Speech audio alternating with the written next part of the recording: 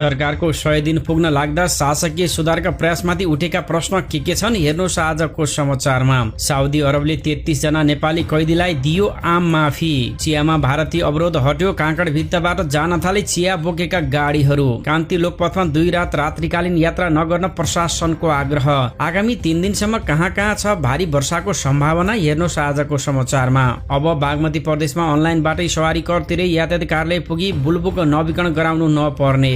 JNG आन्दोलनमा नष्ट भएका सर्वोच्च अदालतका 17,000 मिसिल पुनः प्राप्त। डिजिटल अभिलेखीकरण सुरु। कम्पनी दर्तासँगै अब प्यान नम्बर पनि अनलाइनबाटै। आन्तरिक राजस्व धाउनु नपर्ने। एमाले उपाध्यक्ष विष्णु पौडेल मंगलबार पनि छुटेनन्। अदालतले मगायो दीपक भट्टको मुद्दाको फाइल। बागमतीमा बर्ड फ्लू संक्रमण। 5 जिल्लामा 2,82,000 कुखुरा नष्ट। पुराना उजुरी नटुङ्ग्याउने म्यान पावर कम्पनीको लाइसेन्स नवीकरणमा विभागको कडाई। त्रिभुवन विश्वविद्यालयले भन्यो दलीय विद्यार्थी संगठनलाई संरचना उपयोग गर्न दिएको छैन।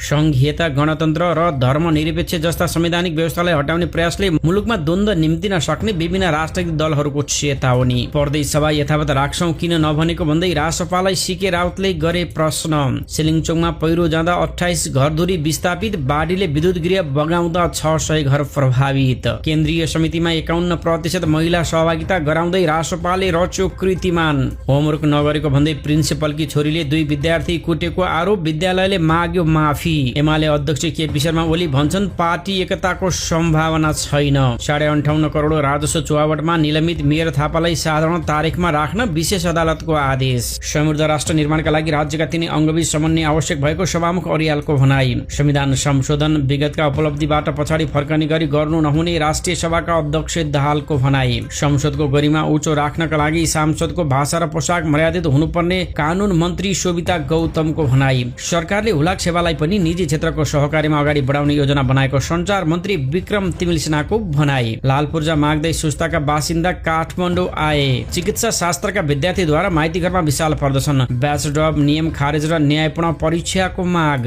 सरकार आफै दृष्टिविहीन भयो भन्दै सरकारप्रति दृष्टिविहीनहरूको आक्रोश। सरकारको हस्तक्षेपका कारण फिफाले इन्फालाई निलम्बन गरेको एमाले अध्यक्ष ओलीको आरोप। शासकीय स्वरूपमाथि प्रश्न उठाउनु भनेको राजनैतिक अपरिपक्वता भएको कांग्रेस संसदीय दलका नेता भीष्मराज आङदेम्बेको भनाई। कुरियर सेवालाई पनि हुलाक जस्तै अत्यावश्यक सेवाको रूपमा वर्गीकरण गर्न सरकारसँग कुरियर व्यवसायीहरूको माग। जलवायु अनुकूलनका लागि नेपाललाई 1 अर्ब 33 करोड अनुदान। सुदूरपश्चिम र कर्णालीका 60,000 घरधुरी लाभान्वित हुने। भ्याटमा 30% अग्रिम कट्टीको व्यवस्था खारेज। निर्माण व्यवसायको वर्षौंदेखिको माग पूरा भयो। नारायणगढ मुगलिन सडकमा पहिरो पन्छाउने उपकरण तयारी अवस्थामा राखियो।